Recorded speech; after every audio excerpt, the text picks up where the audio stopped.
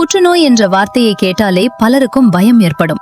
ஆனால் உண்மையில் புற்றுநோய் என்றால் என்ன, அது எப்படி உருவாகிறது, அது எப்படி பரவுகிறது, அதற்கான சிகிச்சைகள் என்ன, அதை தடுக்க முடியுமா? இன்று இதை பற்றி எளிமையாக பார்க்கலாம்.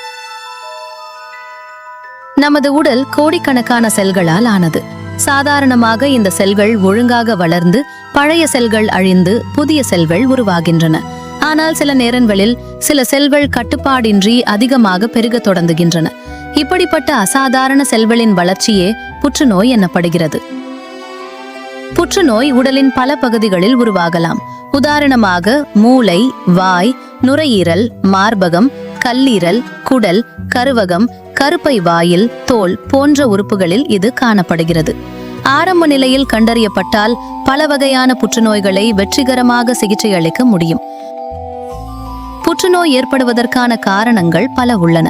புகைப்பிடித்தல் மற்றும் புகையிலை பொருட்கள் பயன்படுத்துவது மிகப்பெரிய காரணங்களில் ஒன்று. அதிக அளவு மது அருந்துதல், உடற்பயிற்சி இல்லாமை, உடல் பருமன், ஆரோக்கியமற்ற உணவு பழக்கம், அதிக சூரிய ஒளி தாக்கம் மற்றும் சில வைரஸ் தொற்றுகளும் புற்றுநோய் அபாயத்தை அதிகரிக்கக்கூடும். புற்றுநோயின் அறிகுறிகள் அதன் வகையை பொறுத்து மாறுபடும்.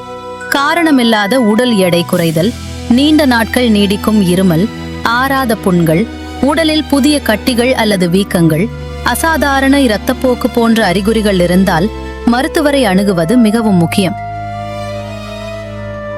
புற்றுநோய் எப்படி உடலின் மற்ற பகுதிகளுக்கு பரவுகிறது? புற்றுநோய் ஒரு இடத்தில் மட்டும் இருக்காமல் சில நேரங்களில் உடலின் மற்ற பகுதிகளுக்கும் பரவக்கூடும். இதை மருத்துவத்தில் மெட்டாஸ்டாசிஸ் அல்லது பரவல் என்று அழைக்கிறார்கள். உதாரணமாக, நுரையீரலில் தொடங்கிய புற்றுநோய் செல்கள் இரத்தம் அல்லது நிணநீர் நாளங்கள் வழியாக கல்லீரல், எலும்புகள் அல்லது மூளை போன்ற மற்ற உறுப்புகளுக்கு செல்லக்கூடும். அதனால்தான் ஆரம்ப நிலையிலேயே புற்றுநோயை கண்டறிவது மிகவும் முக்கியமானதாக கருதப்படுகிறது.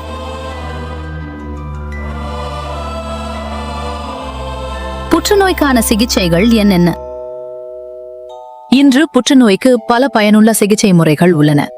எந்த சிகிச்சை பொருத்தமானது என்பது புற்றுநோயின் வகை, நிலை மற்றும் நோயாளியின் உடல்நிலையை பொறுத்தது. முதலாவது அறுவை சிகிச்சை. இதில் புற்றுநோய் பாதித்த திசு அல்லது கட்டி அகற்றப்படுகிறது. இரண்டாவது கதிர்வீச்சு சிகிச்சை, அதாவது ரேடியோதெரபி. இதில் அதிக ஆற்றல் கொண்ட கதிர்களை பயன்படுத்தி புற்றுநோய் செல்களை அழிக்கிறார்கள். இது பல புற்றுநோய்களுக்கு மிகவும் துல்லியமான மற்றும் பயனுள்ள சிகிச்சையாக உள்ளது. மூன்றாவது கீமோதெரபி. இதில் மருந்துகள் மூலம் புற்றுநோய் செல்களின் வளர்ச்சியை தடுக்க அல்லது அவற்றை அழிக்க முயல்கிறார்கள்.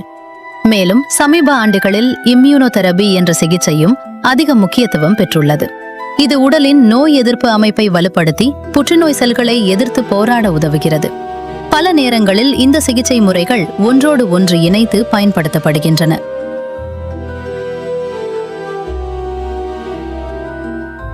புற்றுநோய் குறித்து சமூகத்தில் பல தவறான நம்பிக்கைகள் உள்ளன.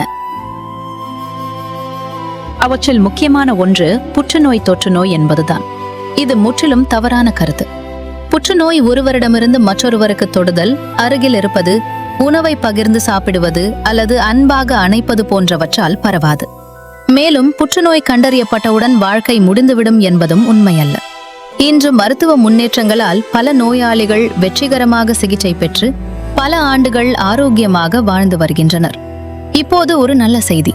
எல்லா புற்றுநோய்களையும் தடுக்க முடியாவிட்டாலும் பலவற்றின் அபாயத்தை குறைக்க முடியும்.